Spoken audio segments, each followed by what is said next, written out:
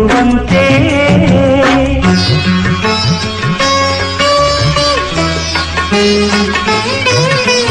ಮೊದಲ ಪಾಠವನ್ನು ಕಲಿಸುವ ಶಾಲೆ ಮನೆಯೇ ನಮಗಂತೆ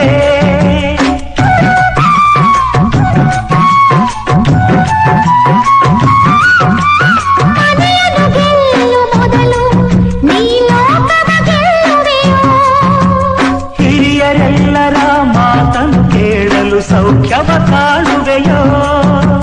ಹಾಲನು ಉಂಡ ಮನೆಗೆ ಎಲ್ಲರೂ ಒಳ್ಳೆಯ ಕೀರ್ತಿಯ ತರಬೇಕು ಸಂಸಾರವೆಂದರೆ ಹೀಗಿರಬೇಕು ಅಕ್ಕರೆ ತುಂಬಿರಬೇಕು ಎಲ್ಲರೂ ನಗುತ್ತಿರಬೇಕು